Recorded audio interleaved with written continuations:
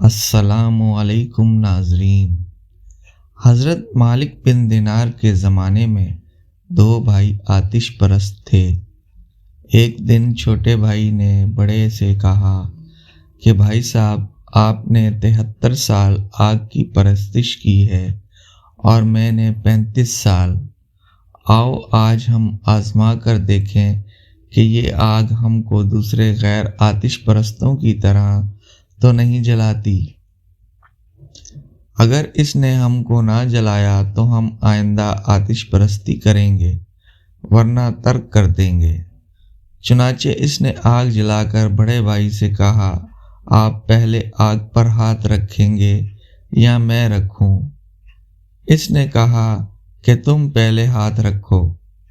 جب چھوٹے بھائی نے آگ پر ہاتھ رکھا تو آگ نے اپنی خاصیت کے مطابق اس کی انگلی جلا دی۔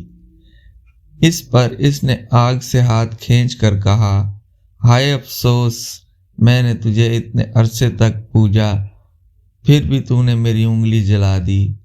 آخر اس نے اپنے بڑے بھائی سے کہا کہ آخر ہم ایسی ذات کی عبادت کیوں نہ کریں جس کی برسوں کی نافرمانی اور گناہ پر اگر ہم سچے دل سے توبہ و استغفار کریں تو ہمیں معاف فرما دیے۔ یہ بات بڑے بھائی کی سمجھ میں بھی آ گئی اور دونوں بھائی صحیح راستے کے متلاشی بن کر حضرت مالک بن دینار کی خدمت میں حاضر ہوئے۔ تو کیا دیکھتے ہیں کہ حضرت مالک بن دینار رضی اللہ تعالیٰ عنہ بصرے میں لوگوں کو واعظ سنا رہے ہیں۔ ان کو دیکھ کر بڑے بھائی کہنے لگے کہ میں مسلمان نہیں ہوتا کیونکہ میری عمر کا زیادہ تر حصہ آگ کی پرستش میں گزارا ہے۔ اب اگر میں مسلمان ہو گیا تو میرے گھر والے مجھے ملامت کریں گے اور میں ان کی ملامت کے مقابلے میں آگ کو ترجیح دیتا ہوں۔ چھوٹے بھائی نے سمجھایا کہ لوگوں کی ملامت تو ایک دن زائل ہو جائے گی لیکن دوزخ کی آگ زائل نہ ہوگی، مگر بڑے بھائی کی سمجھ میں نہ آیا اور وہ بد نصیب واپس چلا گیا۔ لیکن چھوٹا بھائی اپنی بیوی بچوں کو لے کر حضرت مالک بن دینار رضی اللہ تعالیٰ عنہ کی خدمت میں حاضر ہو گیا اور واعظ سے فارغ ہونے کے بعد تمام ماجرا ان کو سنایا اور درخواست کی کہ اس کو ماں بیوی بچوں کے مسلمان بنائے۔ چنانچہ حضرت مالک بن دینار نے ان سب کو مسلمان کیا اور اس نے نوجوان نے جب مسلمان ہو کر واپس ہونا چاہا تو حضرت مالک بن دینار نے فرمایا کہ ذرا ٹھہرو، میں تمہارے لیے اپنے شاگردوں سے کچھ جمع کر دوں۔ جس پر نوجوان نے عرض کیا کہ میں کچھ نہیں چاہتا اور واپسی میں ایک ویرانہ میں آباد گھر دیکھ کر اس میں مقیم ہو گیا۔ صبح کو بیوی نے کہا کہ بازار جا کر کوئی ایسا کام تلاش کرو جس سے بچوں کی گزر ہو سکے۔ چنانچہ وہ نوجوان تلاش معاش کے لیے نکلا مگر کہیں کوئی مزدوری نہ ملی تو اس نے سوچا آخر اللہ تعالیٰ ہی کی مزدوری کیوں نہ کروں۔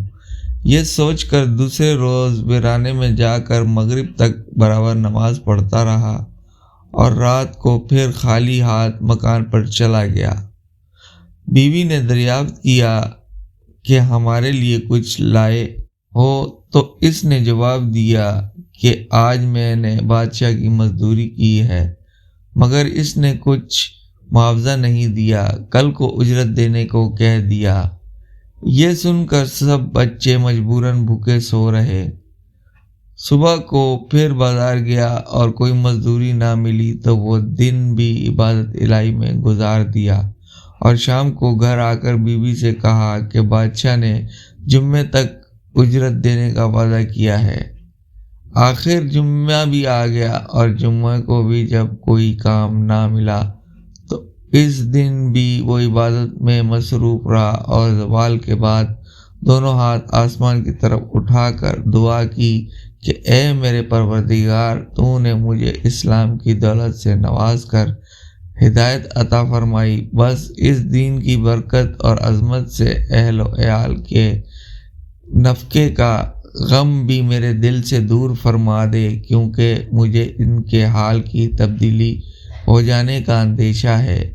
یہ دعا کر کے جمعے کی نماز کے وقت جب وہ مسجد میں گیا تو اس کے عیال پر بھوک کا بہت غلبہ تھا۔ اتفاقاً کسی شخص نے آ کر اس کا دروازہ کھٹکایا، جس کی آواز سن کر اس کی بیوی باہر آئی تو کیا دیکھتی ہے کہ ایک خوبصورت نوجوان سنہری رومال سے ڈھکا ہوا ایک طواق لے گیا اور کھڑا ہے اور کہہ رہا ہے کہ اس کو لے لو اور اپنے شوہر سے کہہ دینا کہ یہ اس کے 2 دن کی مزدوری ہے، اور اگر تم زیادہ کام کرتے تو مزدوری اور زیادہ ملتی۔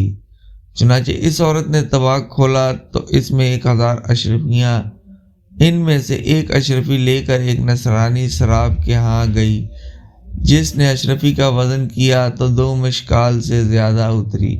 اس کے بعد جب اشرفی کے نقوش دیکھے تو معلوم ہوا کہ یہ آخرت کے ہدایت سے ہے۔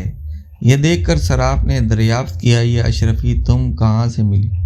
عورت نے اس کو تمام واقعہ سنایا، جس کو سن کر وہ نصرانی صراف بھی مسلمان ہو گیا اور 2000 درہم عورت کو دے کر کہا، ان کو خرچ کرو اور جب یہ خرچ ہو جائیں تو مجھے اطلاع دو۔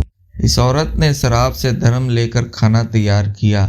ادھر اس کا شوہر مغرب کے بعد جب گھر آنے لگا تو نہایت خشوع و خضوع سے 2 رکعت ادا کر کے رومال میں مٹی باندھ دی اور دل میں خیال کیا کہ جب بیوی تقاضا کرے گی تو کہہ دوں گا کہ اس میں آٹا ہے اور یہی میرے کام کی مزدوری ہے۔